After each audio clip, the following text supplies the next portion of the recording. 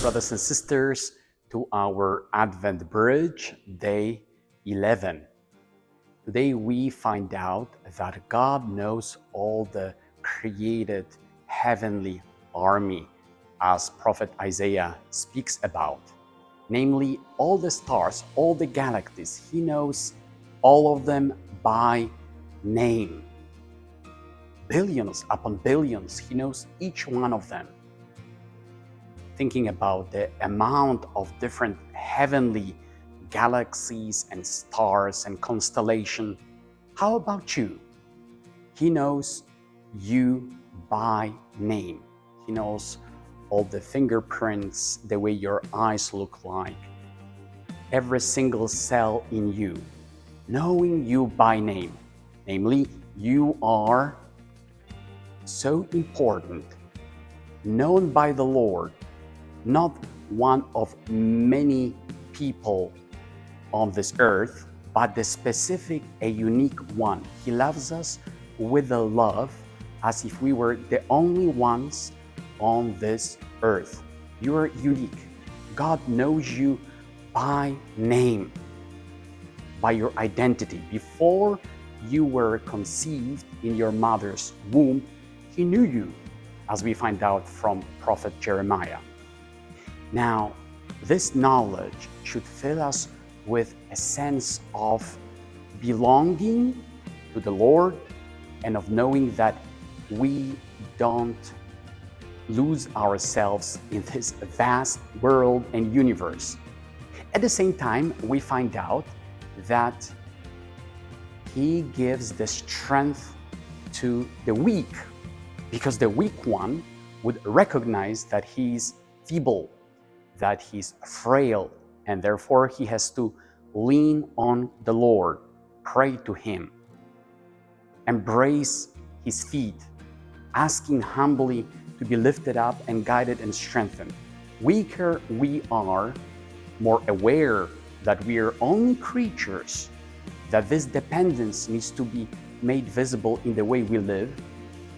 Now we can trust in Him. Once again, we find out that those who are young and strong and capable, they fade away.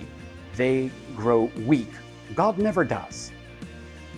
He never grows weary nor tired, working with us, forgiving us, providing His grace. He is limitless. And now, when we trust in Him, when we put our hope in Him through prayer, through the spiritual life, He grants us His strength so that we don't get tired, we don't get overwhelmed, we don't get worn out by a journey. Although a physical fatigue could be present, but there is the Spirit of the Lord working there. I cannot help but think about St. John Paul II, who, already sick with Parkinson, would be traveling all over the world.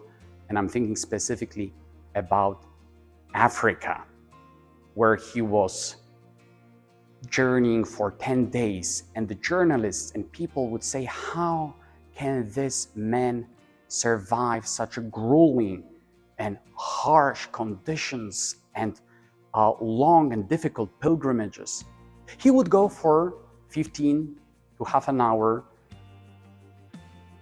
to the Blessed Sacrament and would come out refreshed, strong.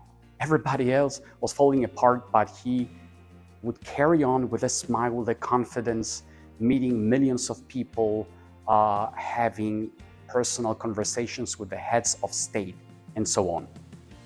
A weak man, a frail man, but he knew that the strength came from the relationship with Jesus Christ. Brothers and sisters, today I would like us to remember and think about the fact that I am known by God by name. He knows me personally, exactly as I am, inside out, everything about me, every secret. Now I can bring all those events and even deep things that are hidden in me to Him, knowing that He loves me, because by knowing He loves me. And the second thing I would like us to ponder and especially to uh, relate to the Lord saying, Jesus, you provide the strength for the weak. I place myself weak, imperfect, and frail in front of you.